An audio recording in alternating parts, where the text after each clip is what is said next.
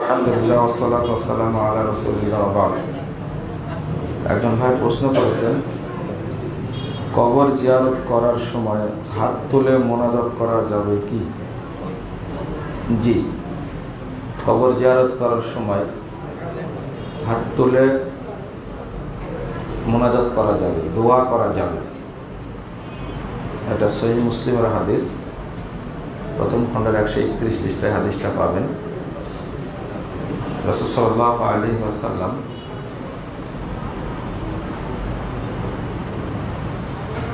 একদিন রাত্রিতে বাকি নামক গোরস্থানে গিয়ে তিনি দোয়া করেছিলেন তিনবার হাত তুলে।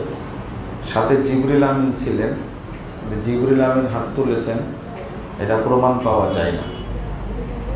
হাত তুলে দোয়া করা যাবে, তবে হাত মুখে মাসাহা করবেন না। আরেকটা হলো যে কেবলাকে সামনে নিয়ে দোয়া করবেন, কবরকে না। এটা একটা ইবাদত।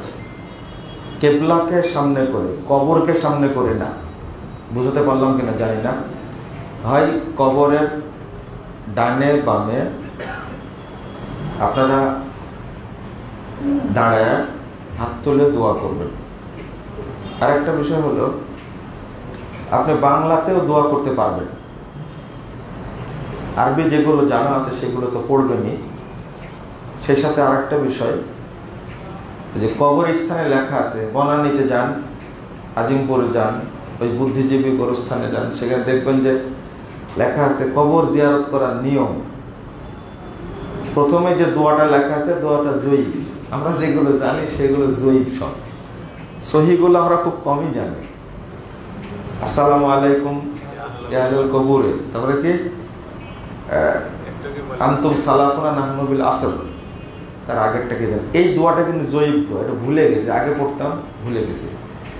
কিন্তু সহি দোয়া যেটা, আসসালামু আলাইকুম আলা আহলি দিয়ার মিনাল মুমিনিনা ওয়াল মুসলিমিনা নাসআলুল্লাহু লানা ওয়া লাকুমুল আফিয়া, এই দোয়াটা পড়বেন। আরেকটা দোয়া আছে, সহিটা পড়বেন। তারপর 3 বার সূরা ফাতিহা, 7 বার দরুদ, এগুলো সব বেদাত। আসলে আমরা ইবাদত শুরু করি বেদাত দিয়ে, শেষও করি বেদাত দিয়ে। তাতে মাঝখানে যে সুন্নাতটা করি সেটা বেদাতের কারণে কি হয়ে যায়? নষ্ট হয়ে যায়, বাতিল হয়ে যায়। এটা ইবলিশ শয়তান আমাদের পিছনে লেগেই থাকে।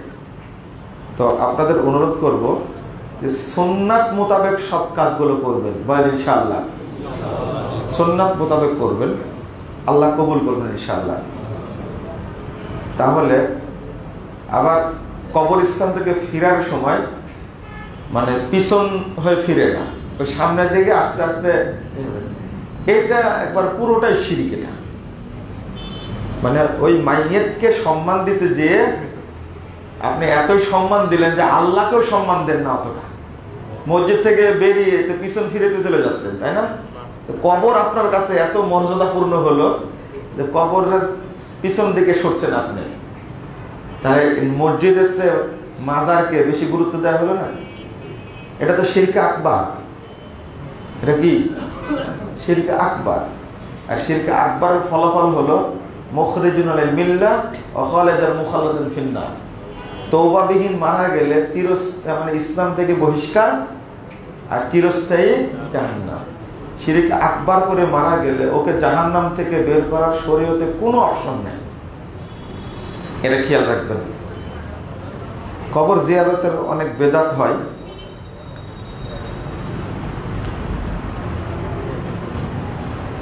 ওয়াতাসিমু বিহাবলিল্লাহি জামিআ ওয়া লা তাফাররাকু, এই আয়াত দ্বারা আল্লাহ কি বোঝাতে চেয়েছেন?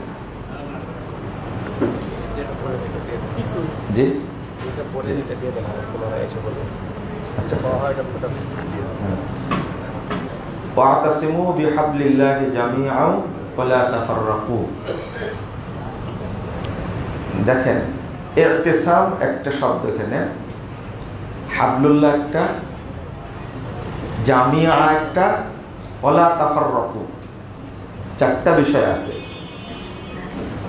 আমরা এই আয়াতটা পাঠ করি শুধু, কিন্তু মাঝখানে একটা জিনিস বলি না, সেটা হলো ওয়াতাসিমু বিহাবলিল্লাহ। এই হাবলিল্লাহর অনুবাদটা কিন্তু করি না। আমরা বলি শক্ত করে ধরো, ঐক্যবদ্ধ থাকো, বিভক্ত হয় না, এগুলোতে বেশি বলি। কিসের উপরে ঐক্যবদ্ধ থাকতে হবে সেটা কিন্তু বলি না। যেমন বাল্লিগু আন্নি ওয়ালাউ আয়া, একটা কথা জানা থাকলে পৌঁছা দিতে হবে, আল্লাহ রাসূল বলেছেন। মাঝখানে একটা জিনিস বাদ দিয়ে দিছি, কি পৌঁছা দিতে হবে সেটা বলিনি। এইটা না বলার কারণে এখন সবাই দায়ী হয়ে গেছে, মানে 3 বার চিল্লা দিয়েছে, আমির হয়ে গেছে, কিচ্ছু জানে না, সে একজন দায়ী হয়ে গেছে। অথচ এখানে আসছে একটা শব্দ আন্নি, পৌঁছাও আমার পক্ষ থেকে। তাহলে একজন বিজ্ঞ আলেম না হলে দায়ী হতে পারবে? আন্নি আমার পক্ষ থেকে পৌঁছাও, এইটা যদি জানতো তাহলে জেনে দাওয়াত দিত। আর যারা এখন দাওয়াত দিচ্ছে সবাই কি মূর্খ, অধিকাংশ দায়ী কি মূর্খ। আর যারা দাওয়াত দিচ্ছে মূর্খদের মধ্যে যারা আলেম কিছু আছে, তারা কুরআন হাদিস না পড়ে যদি আন্নি আমল করতো, আমার পক্ষ থেকে বলো, যদি বলি মুজাফফরের পক্ষ থেকে কোনো দাম নাই, কিন্তু যদি বলি ওই জায়গায় রাসূলুল্লাহ সাল্লাল্লাহু আলাইহি ওয়াসাল্লাম বলেছেন, তবে তো তার দাম, তাই না? এই শব্দটাই বাদ দিয়ে দিছি। ঠিক ওয়াতাসিমু বিহাবলিল্লাহ, আমরা হাবলুল্লাহকে আঁকড়ে ধরবো। আল্লাহ নির্দেশ দেন ওয়াতাসিমু, তোমরা আঁকড়ে ধরো, বিহাবলিল্লাহ আল্লাহর রজ্জুকে আঁকড়ে ধরো, জামিয়া ঐক্যবদ্ধ হয়ে, ওয়ালা তাফাররাকু তোমরা কি বিভক্ত হয় না। এখানে আমাকে প্রথম দেখতে হবে যে হাবলুল্লাহ কিনা। হাবলুল্লাহ সরাসরি স্পষ্ট কথা হলো কোরআন এবং সহিহ সুন্নাহ। হাবলুল্লাহ মানে কি? কোরআন এবং সহিহ সুন্নাহ। এইটা হলে আমাকে আঁকড়ে ধরতে হবে, আর একা কিনা। হাবলুল্লাহকে আঁকড়ে ধরতে বলছেন সবাইকে। তারপরের বাক্যটা হলো ওয়ালা তাফাররাকু, তোমরা দলে দলে বিভক্ত হয় না। এখন উল্টা হয়ে গেছে, উল্টা হয়ে গেছে, মানে হাবলুল্লাহকে নিয়েই সবাই দলে দলে বিভক্ত হয়ে গেছে। নাউযুবিল্লাহ, আস্তাগফিরুল্লাহ। যেখানে আল্লাহ বলছেন হাবলুল্লাহ ধরলে সবাই কি হবে? ঐক্যবদ্ধ হবে। আর এখন কুরআন হাদিস মানতে গিয়ে সবাই কি হয়ে গেছে? বিভক্ত হয়ে গেছে। উল্টা হয়ে গেছে না? এখন পুরোটাই উল্টা হয়ে গেছে। আল্লাহ বললেন ইকরা বিসমি রাব্বিকাল্লাযী খালাক, আল্লাহকে জানার জন্য পড়ো, আর আমরা আল্লাহকে ভোলার জন্য পড়ছি। একজন লোক মাস্টার্স পাস করে কি হচ্ছে? নাস্তিক হচ্ছে। ইংরেজি সাহিত্য পড়ে কি হচ্ছে? নাস্তিক হচ্ছে। তা আমরা হাবলুল্লাহ ধরতে গিয়ে যদি বেশি ধরে ফেলি, বুঝতে পারলে, যদি বেশি ধরে ফেলি আর যদি বিভক্ত হয়ে যায়, তাহলে কি হয়ে যাব? আমরা জাহান্নামের পথে চলে যাব। এখন আসুন যে ধরতে হবে কি করে, এই কথা আবার চলে যাবে মানহাজুস সালাফ। কোরআন এবং সহিহ হাদিস রাসূল সাল্লাল্লাহু আলাইহি ওয়াসাল্লাম এবং সাহাবায়ে কেরাম যেভাবে বুঝেছেন, ওইভাবে যদি বুঝি তাহলে আমাদের মধ্যে একতা সৃষ্টি হবে, বিচ্ছিন্নতা সৃষ্টি হবে না। যেমন আবু বকর, ওমর, উসমান, আলী রাদিয়াল্লাহু আনহুম, এই 4 জন শ্রেষ্ঠ মানুষ নবী রাসূলদের পরে। এই মানুষগুলো এক একজন কি এক একটা মাযহাব তৈরি করে গেছেন?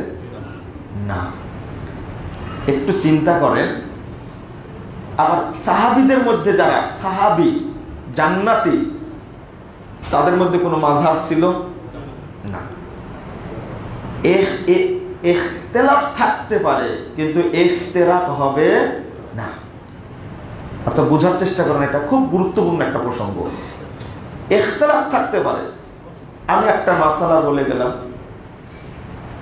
বাংলাদেশ জমিয়ত আহলে হাদিসের প্রেসিডেন্ট আব্দুল্লাহ ফারুক সাহেব, তিনি একটা মাসালা বললেন, হয়তো 2টা মাসালা ভিন্ন হয়ে গেল, এটা হতে পারে। তার অর্থ এটা না যে আমি আর একটা দল করে ফেলবো। না। সাহাবীদের মধ্যে ইখতিলাফ ছিল না? ইখতিলাফ ছিল, কিন্তু ইফতিরাক ছিল কি? দলাদলি ছিল না। এই রুল, এই নীতিটা অবলম্বন করলে আমাদের মধ্যে কোনো বিভক্তি থাকবে না ইনশাআল্লাহ। কোনো বিভক্তি থাকবে না যদি এই নীতিটা অবলম্বন করি। হ্যাঁ, ইখতিলাফ হতে পারে।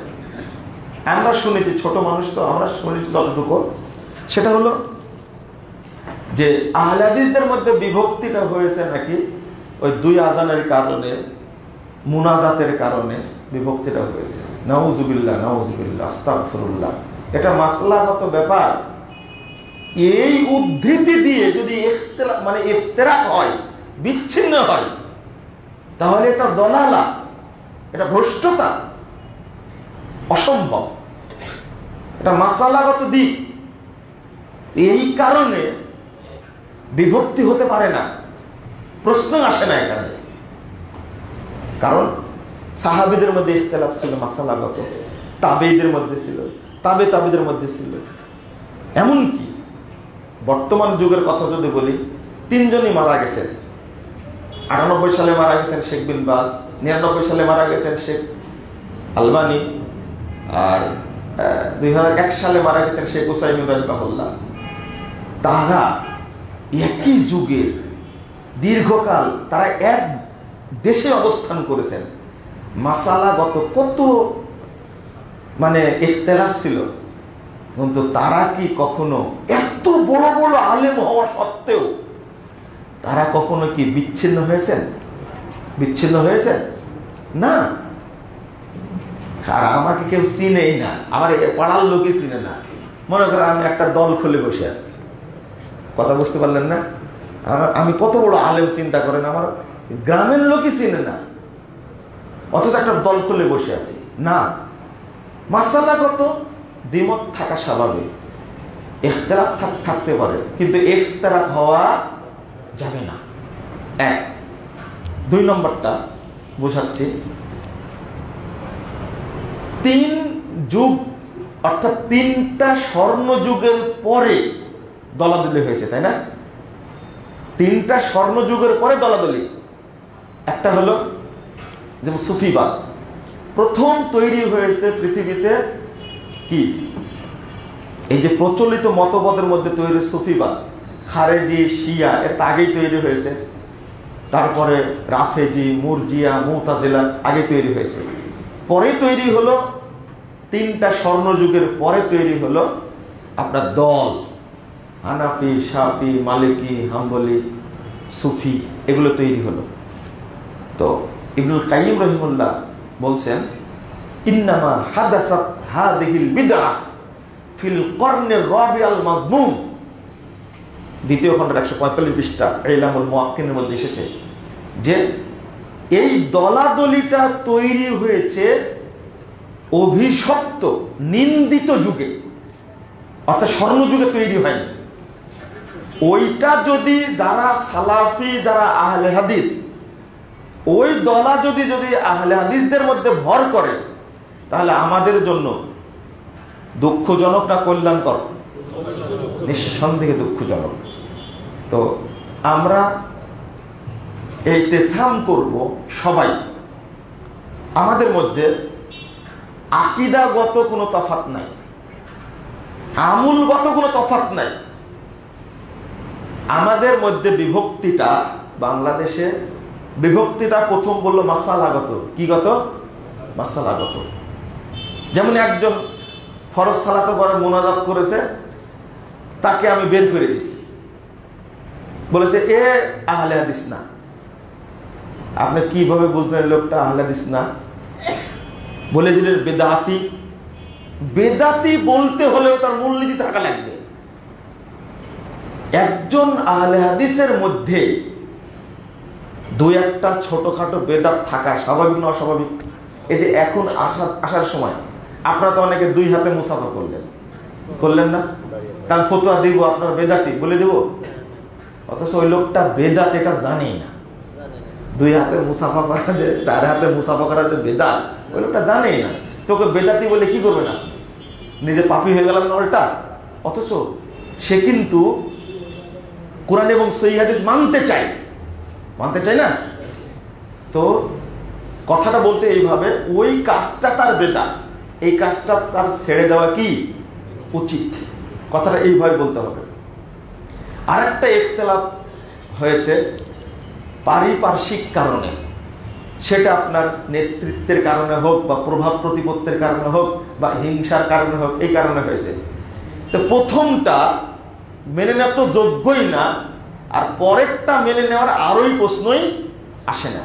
ইখতিলাফ, মাসালাগত ইখতিলাফের কারণে ইফতিরাক হবে না, এটা হলো রুল, এটা হলো নিয়ম। সাহাবীদের মধ্যেও ছিল না, আমাদের মধ্যেও থাকবে না। আরেকটা 3 নম্বর হলো শরীয়তের বুঝের কারণে ইখতিলাফ হয়েছে। কিসের কারণে? শরীয়তের বুঝ বলতে আমি কি বুঝাচ্ছি?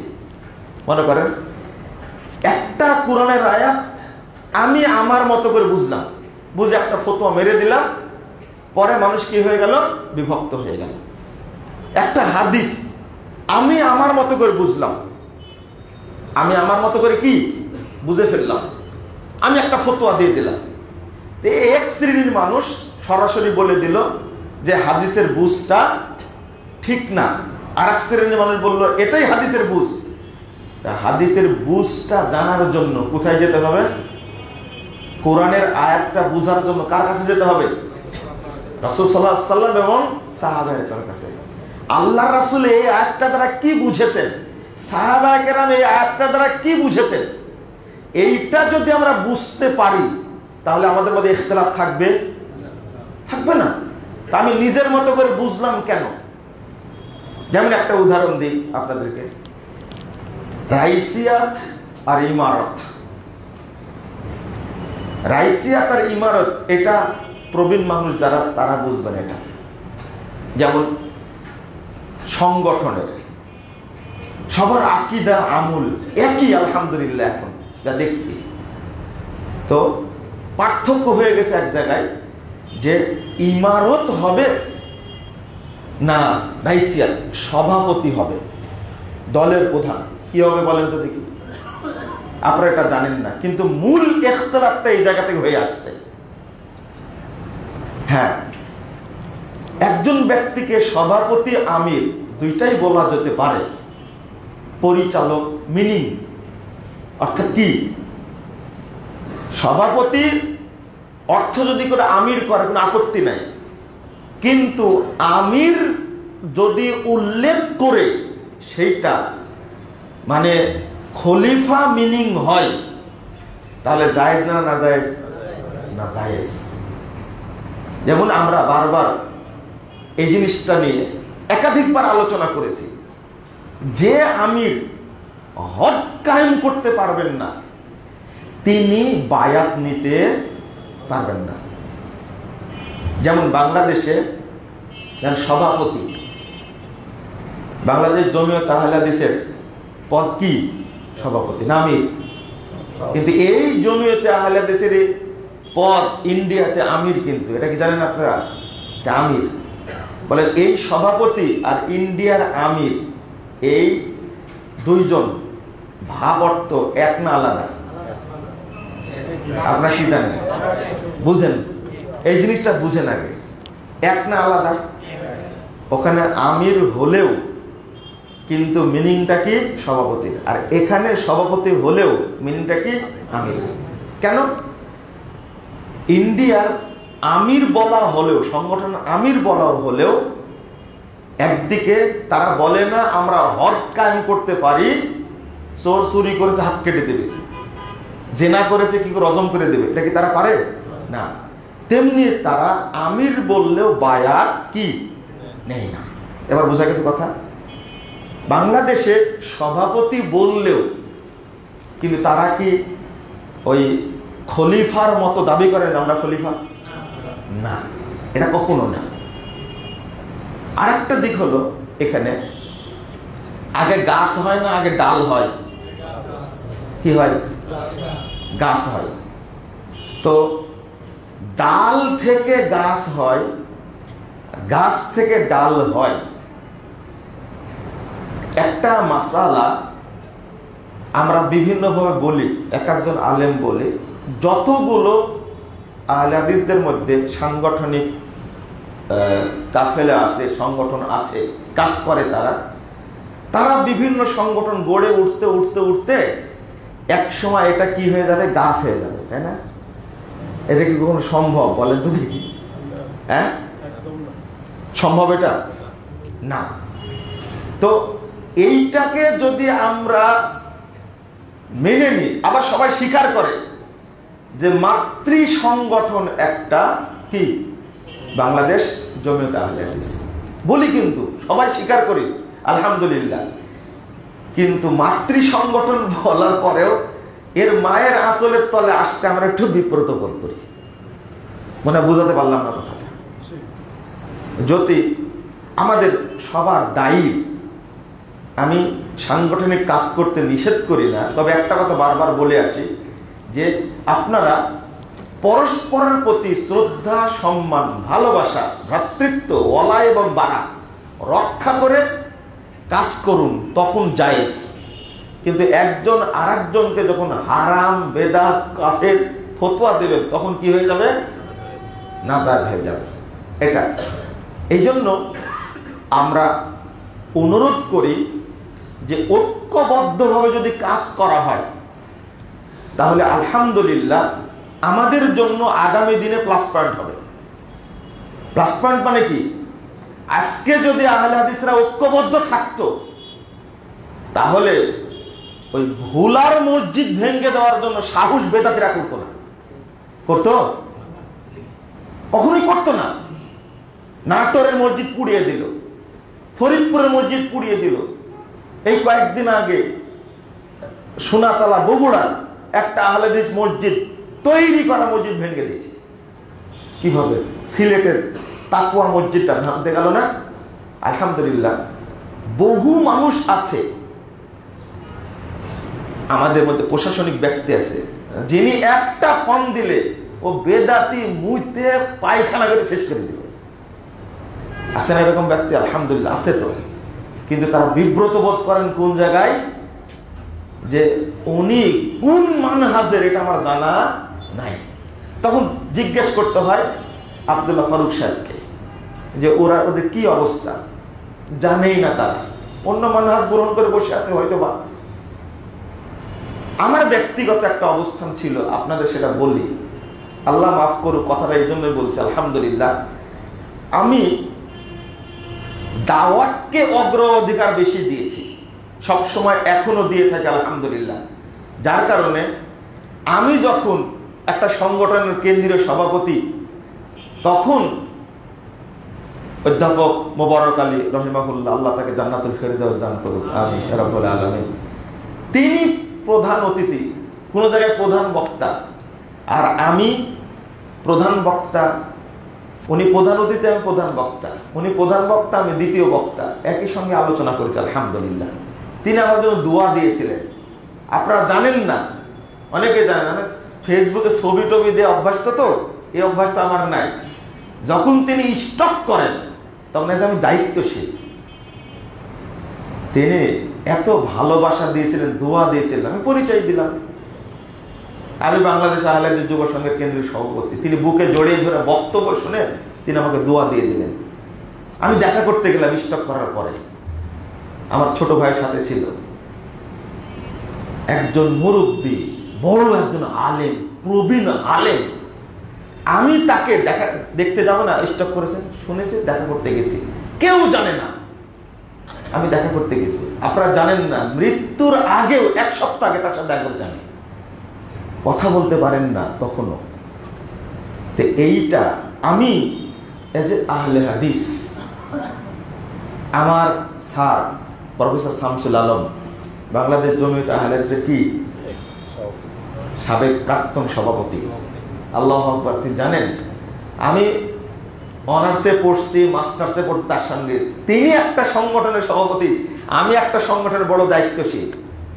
স্যারের কাছ থেকে কোনো দিনই আমাকে হিংস দেওয়া, ঠেলা মারা, কথা বলা, ঘুঁতা দেওয়া, এগুলো কোনোদিন, আল্লাহর কসম কোনোদিন পাইনি আলহামদুলিল্লাহ। বরং এটা স্বীকার করতেই হবে আমাকে। বরং তার বাসায় গেছি যখন, তখন লাইব্রেরি জায়গা করে দিয়েছেন, কথা বলেছেন ঘন্টার পর ঘন্টা। আমি স্যারকে শুরু থেকে যেমন শ্রদ্ধা করি, এখনো শ্রদ্ধা করি আলহামদুলিল্লাহ। শুধু তাই না, পিএইচডির সময় আমার এই বাপ বেটা দুইজন, মাসুদ স্যার এবং আলম স্যার দুইজন যে সহযোগিতা করেছেন, আমি যেমন আমার মন যেমন ছিল, আব্দুল্লাহ ফারুক সাহেব আজকে জমিয়তের প্রেসিডেন্ট, কিন্তু আগে তার সাথে কত প্রোগ্রাম করেছি, আমি দায়িত্বশীল, তিনি দায়িত্বশীল, একসঙ্গে প্রোগ্রাম করেছি। খুতবা দিয়েছি ভাষণ থেকে, আমি খুতবা দিয়েছি শরীটুলাতে, খুতবা দিয়েছি মালিটুলাতে, আলহামদুলিল্লাহ কত মসজিদে খুতবা দিয়েছি আমি, কেউ জানতেই পারেনি। আমার মনে হয়, আমার মনে, এটা আমার ব্যক্তিগত বক্তব্য, সকল দায়ীকে উচিত যে আহলে হাদিস কিনা, সালাফি মানহাজের কিনা, আহলে হাদিস মানহাজের কিনা, এইটাকে প্রাধান্য দেওয়া উচিত বলে আমি মনে করি। তাহলে আমরা সবাই ঐক্যবদ্ধ হতে পারবো ইনশাআল্লাহ। আল্লাহ আমাদের তৌফিক দান করুন, আমিন ইয়া রাব্বাল আলামিন। অনেক কথা বলে ফেললাম, আচ্ছা সংক্ষেপে বলি। ইসলামী ইন্স্যুরেন্সে কি ড্রাইভারের চাকরি করা যাবে কিনা? না, যাবে না।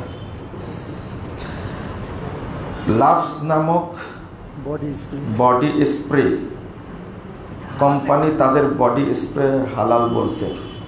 যদি এটা হালাল, কেউ হারাম বলেছে নাকি? এটাকে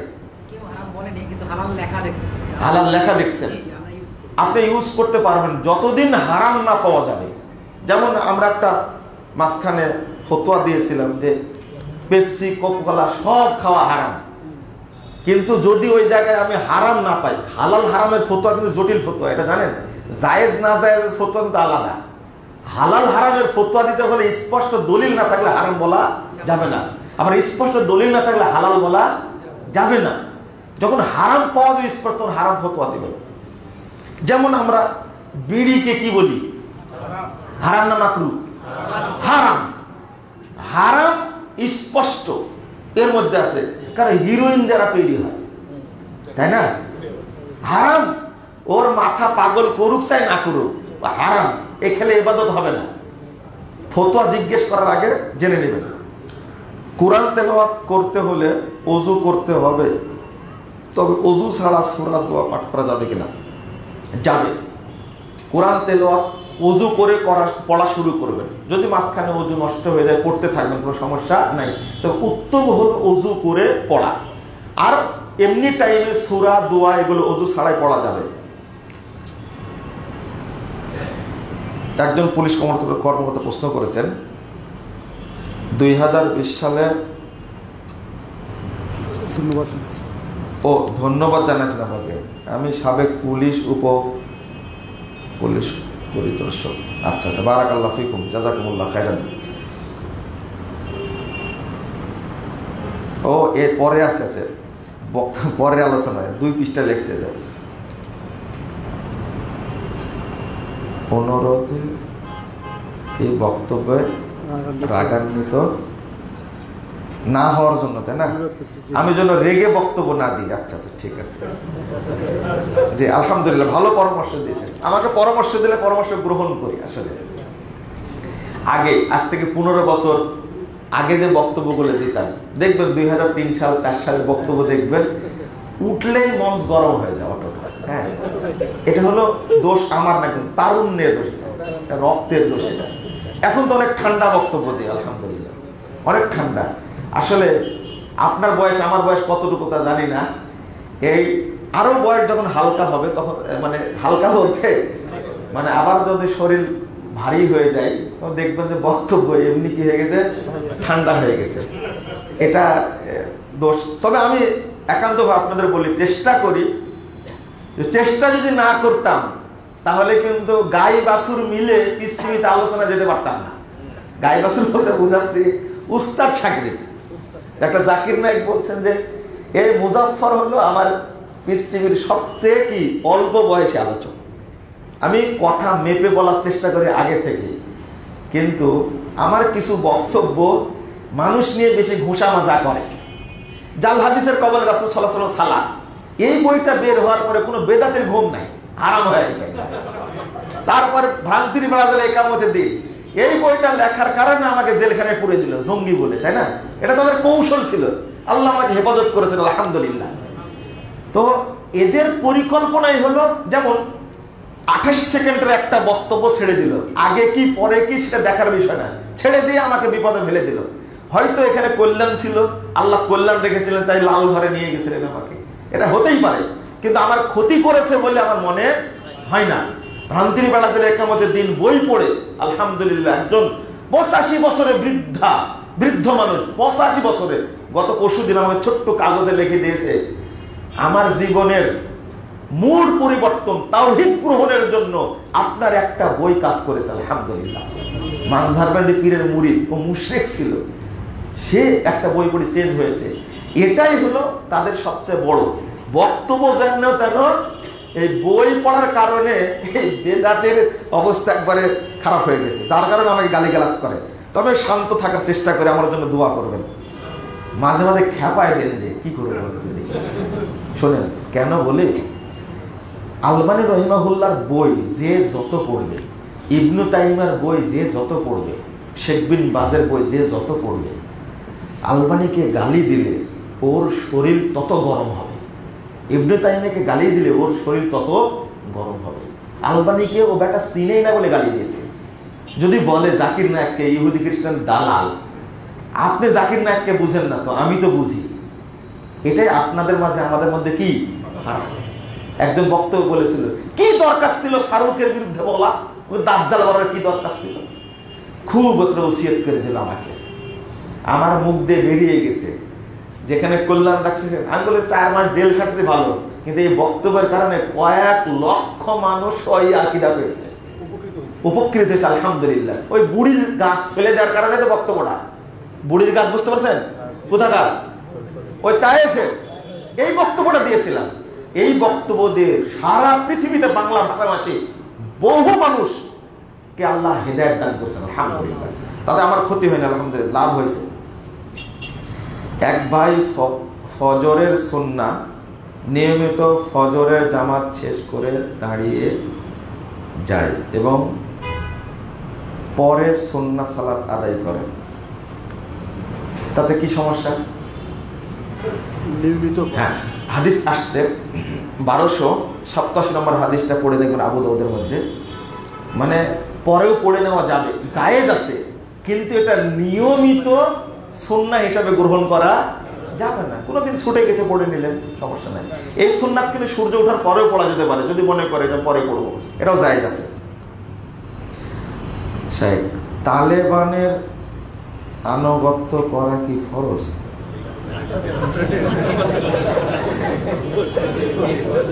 কি সঠিক পড়লাম নাকি দেখেন তো? তালেবানদের আনুগত্য করা, সব তালেবানের, তাই না? এটাই তো জায়গা খাইছেন আপনারা। শুনেন, আমাকে আপনারা যে গালিগালাজ করেছেন, এখানে অনেক মানুষ আছেন হয়তো আমাকে গালি দিয়েছেন। যখন খুব সারা পৃথিবী গরম তালেবান নিয়ে, তখন আমি গরমের উপরে মারেছিলাম আর এক গরম। ভাষণ থেকে একটা বক্তব্য দিয়েছিলাম সুফি মতবাদের উপরে। সেখানে আপনারা পরেই বলেছেন, আমার একান্ত কাছের মানুষ, খুবই একমাত্র খুব কাছের মানুষ, তিনি আমাকে বলেন বক্তব্য শুনে, এই মুহূর্তে আপনার এই খুতবাটা দেওয়া উচিত হলো না। আমাকে ফোন দিয়ে মেসেজে এমন গালিগালাজ করেছে, বাংলাদেশের সব আহলে হাদিস নাকি তালেবানের পক্ষে, শুধু মুজাফফর তালেবান বিরোধী। এ কি খাইছে? আমি যে বক্তব্য দিয়েছি তালেবান সম্পর্কে, এটা আপনার বুঝতে 10 বছর লাগবে। 10 বছর পরে বলবেন যে মুজাফফর যে বক্তব্য দিয়েছিল, তার মধ্যে একজন ব্যক্তি এখানে বসে আছে, ওই যে দেখতে পাচ্ছি, উনি আমাকে ফোন দিয়ে এই কথাটাই বলেছেন। হ্যাঁ, আমাদের খালেদ ভাই ফোন দিয়ে বলেছেন যে সব আপনার বিরোধী। এখন আমার আত্মীয় স্বজন সবাই ফোন দিয়ে বলে যে মুজাফফর কি শুরু করেছে। কেন? আপনারা না বুঝাইতে ধন্যবাদ দিয়ে দিলেন। ধন্যবাদ দেওয়ার পরে কি হলো? আমার মনে আছে 1998 সালে এই তালেবান জামিলুর রহমান, শেখ জামিলুর রহমান, আল্লাহ তাকে শাহাদাতের মর্যাদা দান করুক, প্রথম যে পানশির এলাকা দখল করে, সেই সময় দখল করে প্রথম এরকম বড় বিখ্যাত সালাফি আলেমকে ব্রাশ ফায়ার করে তালেবানরা হত্যা করেছিল। আপনারা এই খেতা জানেন, এই ইতিহাস জানেন? জানেন না। তারপরে এবার যখন আসলো, ওরা 15 আগস্ট ক্ষমতা দখল করলো। 28 আগস্ট শেখ মুতাওয়াক্কিল তাকে গুম করলো, আর তাকে 5 আগস্ট হত্যা করলো তার বড় ছেলে সহ, টুকরো টুকরো করে কেটে হত্যা করলো। এরা কি সালাফি মানহাজের? বলেন দেখি, তালেবান কি সালাফি মানহাজকে মেনে নেয়? এরা হলো সুফি আকীদার লোক, মানহাজে দেওবন্দি। আর আপনি তাদের পক্ষে ভোট দিলেন, আমরা মেনে নিলাম। বাংলাদেশের সবাই যদি তালেবান হয়ে যায়, তবু বলবো তালেবান সুফি মতবাদের এই মতবাদটা হলো কুফরি মতবাদ। সালাফরা সুফি মতবাদকে গ্রহণ করেননি, সুফি মত হারাম। আমি মুজাফফর একাই বলবো, তালেবানরা যতদিন সহিহ আকীদা গ্রহণ না করবে, সালাফি মানহাজকে গ্রহণ না করবে, ততদিন তার পক্ষে একটা শব্দ, একটা অক্ষর ব্যয় করবো না ইনশাআল্লাহ। এটা কথা আমার জেনে না, আমার ব্যক্তিগত একটা মন্তব্য। এটা আজকে প্রায় 12-15টা মাদ্রাসা বন্ধ করে দিয়েছে। যখন আমেরিকা ছিল তখনই তালেবানরা আহলে হাদিস আলেমদেরকে, সালাফি আলেমদেরকে মসজিদে যেতে দেয়নি। আমার সাথে দ্বন্দ্ব হলো আকীদার দ্বন্দ্ব। তালেবানি রাষ্ট্র আফগানিস্তান হয়েছে, পাকিস্তান হোক, ইন্ডিয়া হোক, আমার যায় আসে না। আলোচনা করলো কার সাথে? কি সৌদি আরবের সাথে আলোচনা করেছে না কাতারের সাথে আলোচনা করেছে? কাতারের সাথে সৌদি আরবের সম্পর্ক আছে? নাই। তাহলে তালেবানকে আপনি কি মনে করলেন? কোন আকীদার মনে করলেন তাদেরকে? অসম্ভব। আগে জ্ঞান অর্জন করেন, আগে পড়াশোনা করেন, তারপরে কথা বলার চেষ্টা করবেন। আর বলতে আনুগত্য করা যাবে কিনা, তাই না? আজকে কিছু মানুষ খুব প্রশংসা করলো হেফাজতের, তাই না? আমি সিলেটে গেলে আমাদের পোস্ট করে বসলো, আমি শুধু বললাম তাদের সহযোগিতা করবো কেন? আরে হেফাজতের লোকজনই ভুলার মসজিদটা ভেঙে চুরমার করে দিল, আর স্ট্যাটাস মারলো ওটা মসজিদ ছিল, তার প্রমাণ নাই। ব্যাপক মেম্বার ছিল, তুমি দেখো নি ওখানে? ওখানে মানুষ সালাত আদায় করে। মসজিদ না হোক, মাদ্রাসা হোক, মাদ্রাসা না হোক, আমার টয়লেট হোক, তুমি টয়লেট ভাঙবে কেন? তুমি যখন বাংলাদেশের নাগরিক, আমিও তেমনি বাংলাদেশের নাগরিক, তুমি আহলে হাদিস টয়লেট ভাঙবে কেন? তাই কও। একটা মসজিদ টয়লেট তৈরি করেছে, আহলে হাদিস মসজিদের টয়লেট আছে, টয়লেট তুমি ভাঙবে কেন? মসজিদ বাদ দিলাম, মাদ্রাসা বাদ দিলাম, এই সাহস তোমার কোথায় থেকে হলো? তুমি কোনোদিন গানের কনসার্ট ভেঙেছো? আজকে যদি আমার আব্বার কাছে গল্প শোনা, আজকে যদি ডক্টর আব্দুল বারী রহিমাহুল্লাহ বেঁচে থাকতেন, তোমার 12টা বাজায় ছাড়তাম। আজকে আমাদের কিছু করার নাই। তাই আমার আব্বা বলেন যে মসজিদ ভেঙে দিয়েছিল, ডিসি সাহেবকে ঢাকা থেকে ফোন দিয়েছে, রাজশাহী জামির একটা মসজিদ ভেঙে দিয়েছিল। আব্বার কাছে গল্প শুনে ফোন দিয়েছে, ডিসি সাহেব 30টা গাড়ি নিয়ে এসে সেই সময় নিয়ে এসে বলছিল মসজিদ এখনই কমার করে দিত আমাকে। ডিসিএসপি এসে মসজিদ তাদের দ্বারা তৈরি করে দিয়ে তারপরে ডিসিএসপি চাকরি পাইছিল সেই যুগে। আর আজকে তোমরা আহলে হাদিস মসজিদ ভেঙে দাও। আহলে হাদিস আলেম উলামা, আহলে হাদিস দায়িত্বশীল প্রশাসন অনেক আছে, কিন্তু এখন তারা ওই রকম সিংহের মতো ভূমিকা পালন করতে পারে না। তোমরা আজকে আহলে হাদিস ব্যক্তিকে মসজিদে আমিন বললে গলা ধাক্কা দাও, তাকে একজন লোকের বাবরি কেটে দিয়েছিল। বাবরি ঠিক একই অবস্থা ঘটনা ঘটছিল। বাবরি রাখা আল্লাহ রাসূল রেখেছেন, অনেক মানুষ রাখে, এই বাবরি কেটে দিয়েছিল রাজশাহী মানিকশালের বাজারে। এটা আব্বার কাছে গল্প শুনেছি। আপনি কি বলবেন? এক টেলিফোনের কারণে। কিসের বাবরি কাটা? তিনি বলেছেন না, আরে বাবরি কাটেনি তো, আল্লাহ নবীর চুল কাটছে। ভাষাটা দেখছেন? যারা আমিন বলার কারণে মসজিদে ঢুকতে দেয় না, ওরা শুধু ওই ব্যক্তির বিরোধী না রাসূলের বিরোধী? রাসূলের বিরোধী। তারা রফুল আযান করার কারণে মসজিদ ঢুকতে দেয় না। ওরা ব্যক্তি বিরোধী না, সরাসরি মুহাম্মদ রাসূল সাল্লাল্লাহু আলাইহি ওয়াসাল্লামের বিরোধী। এটা বুঝতে হবে আগে। অতএব বন্ধুরা আমার, আকীদা শিখুন, বুঝা শিখুন। ছেলে মেয়েরা কিভাবে তাদের বাবা মাকে সঠিক পথে আহ্বান করবে? যাক, ছেলে মেয়েরা কিভাবে তাদের বাবা মাকে উল্টা হয়ে গেল না। বাবা মা কিভাবে ছেলেদেরকে সঠিক পথে নিয়ে আসবে না, এখন বর্তমান প্রশ্নটা এটাই। অনেক মা বাপ শিরকের সাথে জড়িত, মাজার পূজা পীরের মুরিদের সাথে জড়িত, তাদের কিভাবে নিয়ে আসবে? প্রথম কথা তাদের নসিহত করবেন, 2 নম্বর দোয়া করবেন, বেশি কড়াকড়ি করবেন না, গালিগালাজ করবেন না, ঠিক আছে? যে সকল ডাক্তার অযথা টেস্ট এবং সিজার করতে বাধ্য করে, আমরা তাদের কাছে জিম্মি, তাদের নসিহা করেন। আল্লাহ ওদেরকে আল্লাহ ভীতি অর্জন করার তৌফিক দান করুন। আল্লাহকে ভয় করে করা। প্রত্যেক ডাক্তারের একই অবস্থা, বুঝে কাজগুলো করছে। এটা আমি বলি, কিছু ডাক্তার ভালো আছে, কিন্তু অধিকাংশ ডাক্তার ডাকাত। এখন ডাক্তার নাকি ডাকাত। এই ডাকাতগুলো ভালো হয়ে গেলে দেশটা ভালো হবে ইনশাল্লাহ। অধিকাংশ ইঞ্জিনিয়ার জানোয়ার, বুঝতে পারলেন? এরা যদি ভালো হয়ে যায় দেশটা ভালো হবে ইনশাল্লাহ। অধিকাংশ বলেছি, মনে আছে আপনার কথা? অধিকাংশ, কিছু কিছু। সেদিন এক ইঞ্জিনিয়ার বলছে যে আপনার কথাটাই কষ্ট পেয়েছে, এই জন্য বলতে আসলাম। আমি কিন্তু বড় পদে চাকরি করি, ইঞ্জিনিয়ার, আজ পর্যন্ত 1 টাকা হারাম খাইনি। মসজিদের মধ্যে বলছি, বলেন আলহামদুলিল্লাহ। ইঞ্জিনিয়ার মসজিদের কাজ করে দিয়েছি, 1 টাকা নেয়নি। এটা কি ভালো না খারাপ? দরিদ্র ব্যক্তিকে সহযোগিতা করে, অসহায় ব্যক্তিকে সহযোগিতা করে, এরকম ইঞ্জিনিয়ার আছে অনেক।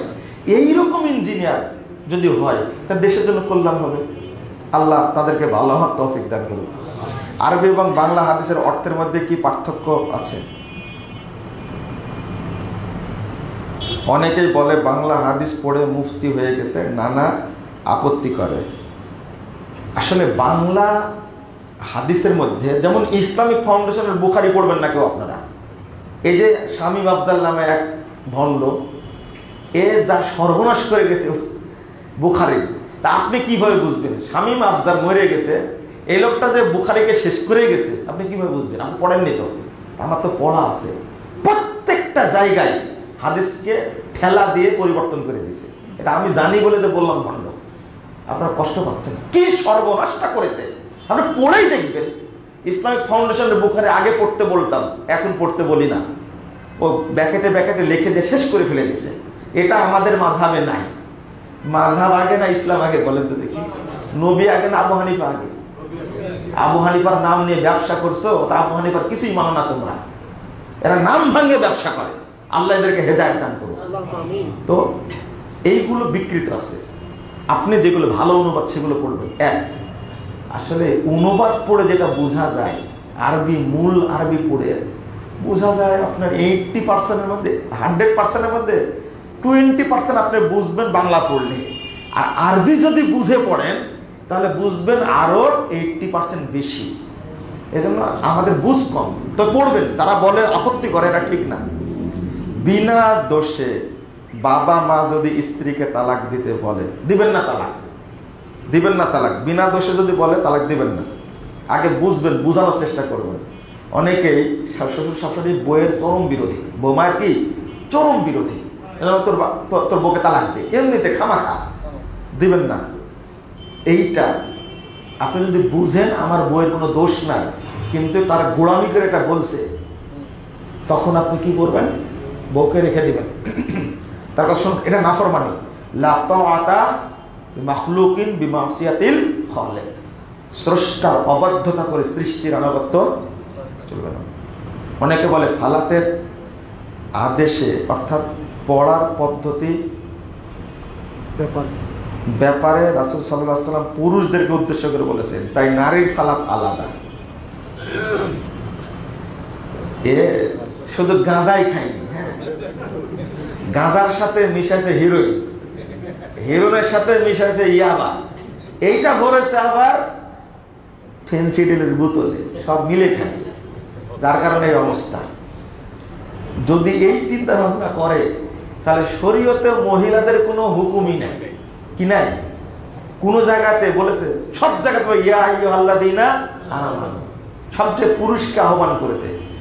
অর্থাৎ এই দ্বারা পুরুষ নারী উভয় কি উদ্দেশ্য। এইভাবে বিশৃঙ্খলা কত করবে? আল্লাহ তোমাকে হেদায়েত দান করুন। বাবা যদি পেটের বাচ্চা নষ্ট করার জন্য বলে, তাহলে ছেলের করণীয় কি? মানে বাবার বউয়ের বাচ্চা, বৌমায়ের বাচ্চা নষ্ট করে, কেমন বাবা রে বাবা,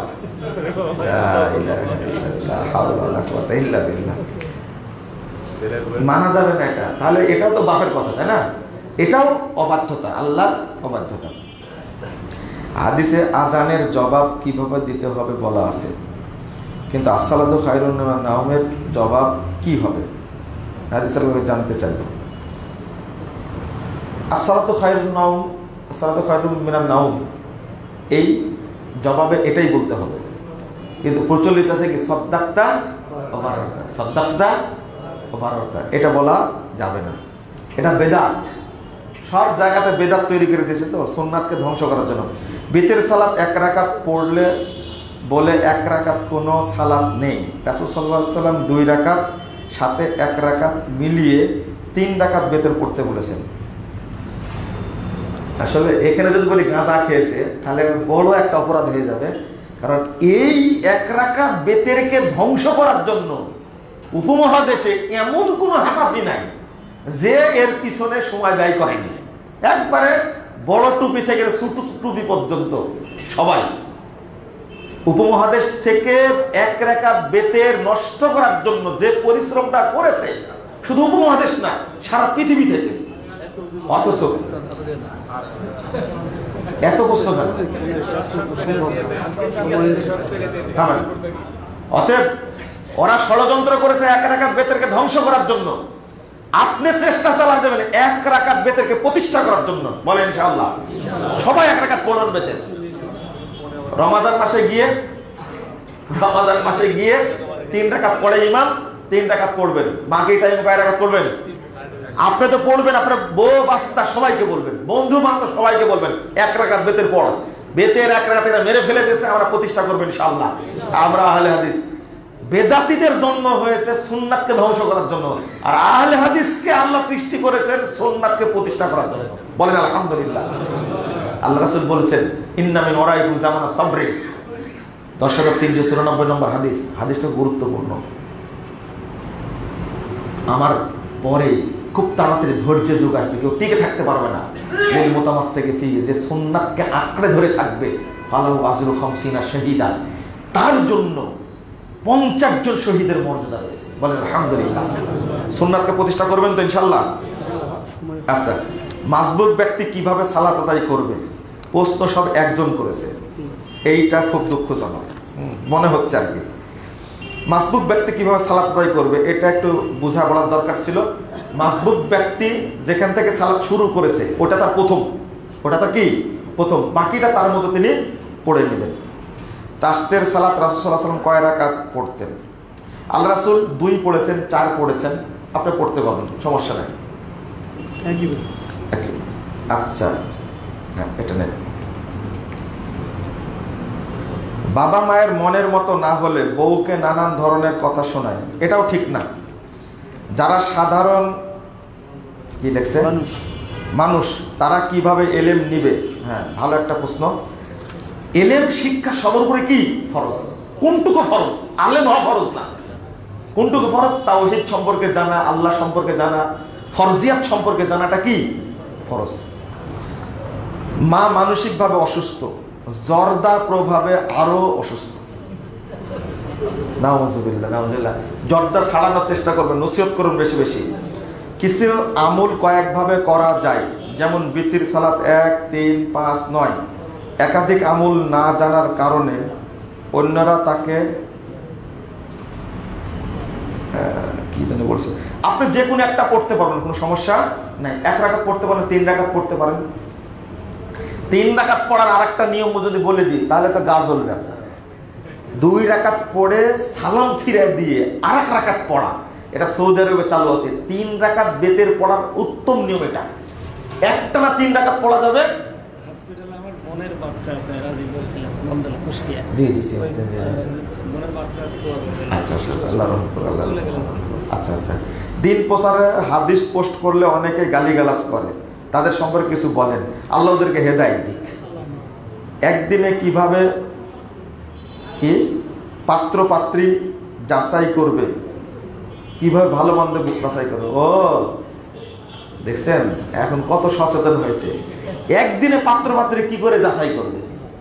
অতএব 5 বছর প্রেম চলবে, গায়ে হলুদের পরে 5 বছর চলবে, তারপরে 5 বছর পরে কি হলে বিয়ে হবে। তোমার বিয়ে করার দরকার নাই।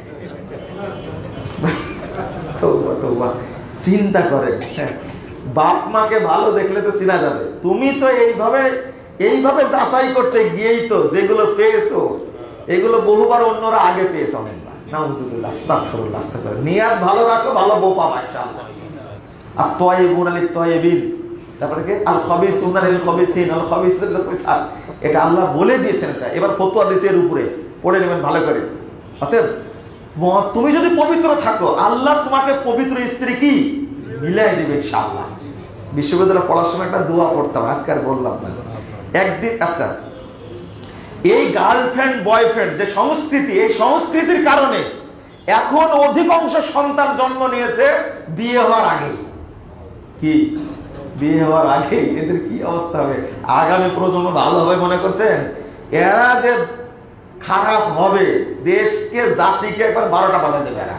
খবরদার, গার্লফ্রেন্ড বয়ফ্রেন্ড এই মিথ্যা অপসংস্কৃতি জন্ম দেবেন না। আজকে 31st নাইট নাকি, হ্যাঁ, এই ফষ্টি নষ্টি নাইটকে কেউ স্মরণ করবেন না, খবরদার। নাউজুবিল্লাহ, আস্তা করে। বিরিয়ানি খাবেন নাকি? বিরিয়ানি খাওয়া সে কুত্তার পায়খানা খাওয়া অনেক ভালো। তওবা তওবা তওবা, এই দিনে বিরিয়ানি খাবেন? যদি কেউ বিরিয়ানি খাওয়ায়, আপনি কুত্তাকে খাওয়া দেবেন, কিন্তু এই উপলক্ষে খাওয়া যাবে না। কেউ সুদ থেকে ফেরত আসতে চাচ্ছে, কিন্তু সে আগেই সুদের ঋণ নিয়ে ফেলেছে। তওবা করো, তওবা করো আগে। মৃত্যু বাবা মায়ের জন্য এমন কোন আমল কি রয়েছে যা দ্বারা তারা রহমত পাবে? হ্যাঁ, দোয়া, সাদাকা, সব ছেলে সন্তানের সবই পিতামাতার কাছে যাবে। সালাত ছুটে যায়, যার জন্য অনেক অনুশোচনা হয়, তবুও 1-2 ওয়াক্ত সালাত ছুটে যায়। অনুশোচনা করতে থাকেন, সালাত পড়তে থাকেন, একসময় আল্লাহ ঠিক করে দেবে। আত্মীয় যদি দূরে থাকতে চায়, মিশতে পছন্দ না করে, বিরক্ত হয়, করণীয় কি? আপনার জন্য কোনো পাপ হবে না। আমাদের সমাজে বিয়ে, মৃত্যু, জামাই আদর ইত্যাদি অনেক কুসংস্কার রয়েছে, কিন্তু মারাত্মক কুসংস্কার নিয়ে কি সতর্ক করুন। সবই কুসংস্কার, মারাত্মক মানে সবই মারাত্মক। যেমন বউটাকে একবারে উলঙ্গ করে বসায় সবার কাছে বিক্রি করে দিল, যত লোক বিয়ে খাতে আসছে সবাই দেখছে, তাই না? মানে বউ বিক্রি করে দিয়ে টাকা তোলা, দাম তোলা, এর রুচি আছে বলেন তো দেখি? এই লোকের রুচি আছে? বউকে যদি ওপেন করে দিয়ে সবাইকে দেখার ব্যবস্থা করে, এর রুচি আছে? ওর বউ খারাপ, এও খারাপ, আল্লাহ হেদায়েত দান করুন। বন্ধুদের মধ্যে কেউ কেউ মিথ্যা সন্দেহ করে, ভুল বুঝেন। বন্ধু, ভালো বন্ধু হলে সন্দেহ করবে না। মৃত ব্যক্তির জন্য সমাজে মিলাদ, চল্লিশা ইত্যাদি করা হয়, এগুলো হারাম। আমরা অন্যায় পাপ করে অনেক ঘৃণা বোধ করি, তবুও বারবার সেই গুনাহ করি। তওবা করেন বারবার, খাঁটি তওবার সংজ্ঞা জানেন না? তোমার তওবার একটা বক্তব্য আছে, তওবাটা বক্তব্য শুনে নিন, তওবার বক্তব্যটা শুনেন, তওবাটা বুঝে নেন, তারপর অনুশোচনা কাকে বলে বুঝবেন। যাদের বাবা রাগী, খোঁটা দেয়, এই একই প্রশ্ন করেছে। ফিতনা এবং ফিতনাবাজ কি? ফিতনা আর ফিতনাবাজ, যে ফিতনা সৃষ্টি করে সে ফিতনাবাজ, তাদের থেকে দূরে থাকার চেষ্টা করবেন। কেউ যদি 5 বছর পর বা কয়েক মাস সালাত কিছু ওয়াক্ত ছুটে গিয়েছে, সেগুলো নাকি কাজা করতে হবে না। এই উমরি কাজা শরীয়তে কোনো ভিত্তি নাই। তওবা করবে। কি করবে? তওবা করবে। তবে সিয়াম এবং যাকাত যদি ছুটে যায়, যদি নিজেকে মুসলমান মনে করে যে 5 বছর 10 বছর আগে মুসলমান ছিলাম, বাকি 10 বছরের সিয়াম, বাকি 10 বছরের সালাত কিন্তু আদায় করা লাগবে। সিয়াম না, সিয়াম আর কি যাকাত, সিয়াম আর যাকাত। সালাত না পড়লে তওবা করে নেবে, সমস্যা না, আল্লাহ মাফ করে দেবে। কিন্তু বিগত 10 বছর কেউ মুসলমান যদি দাবি করে, আর যদি মনে করে আগে মুসলমান ছিলাম না, এখন থেকে মুসলমান হলাম, তাহলে নামাজ পড়া লাগবে না, যাকাত দেওয়া লাগবে না, রোজা করাও লাগবে না। কিন্তু যদি মুসলমান মনে করে, কারণ হলো যদি মুসলমান না করি, এই 10 বছরে যখন বাচ্চা কাচ্চা হয়েছে ওইগুলো কি ছিল তাহলে? এটা ধরাই দিলাম। কিন্তু আপনি মুসলমান যদি মনে করেন, তওবা করবেন সালাতের জন্য, সিয়ামের জন্য আর যাকাতের জন্য কি তওবা করে লাভ নাই। 10 বছর পরে এখন টাকা আপনার বেশি হয়েছে, যাকাত আপনার দিতেই হবে। সিয়াম 10 বছরের সিয়াম নষ্ট হয়ে 10 মাস, তাই না? কয় মাস? 10 মাস। আপনি যদি 1 বছরের সিয়াম রাখেন তাহলে 1 বছরে 10 মাস কভার হয়ে যাবে, তাই না? 10 মাস কভার হবে না 1 বছরে? 10 মাস সিয়াম রাখলে 10 বছর সিয়াম হয়ে গেল। 10 মাস 1 বছর না রাখে 5 বছর টার্গেট নেন, 5 বছর রাখেন আপনি। বুঝেন নি মনের কথাটা? বুঝেন, সিয়াম পালন করা লাগবে। সিয়ামের পরিবর্তে যদি ফিরিয়ে দিই, ফিদিয়াদের শর্ত কি? ঠক করে ভালো একটা প্রশ্ন করেছেন। ফিদিয়াদের শর্ত কি? ও তাগড়া জোয়ান, যত লোক পেয়েছে মেরে খেয়েছে, ও শারীরিক সমস্যা ছিল না। ও ফিদিয়া দিবে কেমনে? ফিদিয়া ওই ব্যক্তি দিবে যে ব্যক্তি ওই সিয়ামটা আর করতে পারবে না। পেটে বাচ্চা আসছে আর ফিদিয়া দিয়ে মাফ হয়ে গেলে কে ফতোয়া দিয়েছে আপনাকে? যদি ভালো হতে পারে বাচ্চা ডেলিভারি হওয়ার পরে 6 মাস পরে 1 বছর পরে ওই সিয়াম রাখবে সে। ফিদিয়া ওর জন্য যে চিররোগী, সে কি চিররোগী, তার জন্য ফিদিয়া। না না না, ভুল হচ্ছে। হজ বাকি থাকলে কি হয়? হজ বাকি থাকলে, হ্যাঁ, হজ যদি বাকি থাকে, হজ বাকি থাকলে কি সমস্যা? না ওটা বলতেছি, যদি কেউ হজ বাকি থেকে মারা যায় অথবা হজ করলো না, সামর্থ্য হ্যাঁ, হ্যাঁ, হ্যাঁ, হ্যাঁ। তার কি করা? তার কি মাসলা? ও যে হজ করেনি অটো তার নামে হজ করা যাবে, হাদিস আসছে। যে হজ করেনি তার নামে তার ছেলে সন্তান কি করতে পারে? হজ করতে। বলে গেলেও পারবে, না বললেও পারবে, কোনো সমস্যা নাই, হজ করতে পারবে। অনেক আত্মীয় হিংসা বশত আমাদের পরিবারের, এটা ব্যক্তিগত প্রশ্ন করেছে, বড় বড় আলেমদের কি উচিত নয় ভিন্ন মতের আলেমদের সাথে এক হয়ে সকল বিতর্ক সমাধান করা? এটা তো আগে বলে দিছি, তাই না? আল্লাহ আমাদেরকে ঐক্যবদ্ধভাবে কাজ করার তৌফিক দান করুন। যেমন আমি সেলুনের কাজ করি, কারণ অনেকজনে বলে যে দাড়ি কাটাটা তো টোটালি হারাম, এটা তো তোমার খাবার জন্য এটা হারাম খাদ্য খাইতেছো। এখন এমন একটা পর্যায়ে আমার কাজ কাম তো আর অন্য কোনো কাজে যাওয়া সম্ভব না, বউ বাচ্চা আছে, কাজ শেখার বয়স নেই বা ওইরকম অ্যাবিলিটি নেই, তাহলে আমার কি উপায়? আপনি নাপিতের কাজ বাদ দেবেন। তাই আপনাকে পরামর্শ দেব অন্য কোনো কাজ করে খান।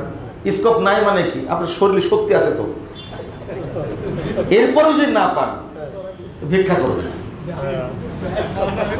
কিছু যদি না করতে পারেন, কিন্তু দাড়ি কেটে আপনি ভাত খায়েন না। স্যার আমি তো জোর করে আনি না স্যার, আমার কাছে আসে। আপনি বলবেন যে আমার কাছে কাটেন না, অমুকের কাছে কাটেন, ঠিক আছে? জাযাকুমুল্লাহ খাইরান। ভালো।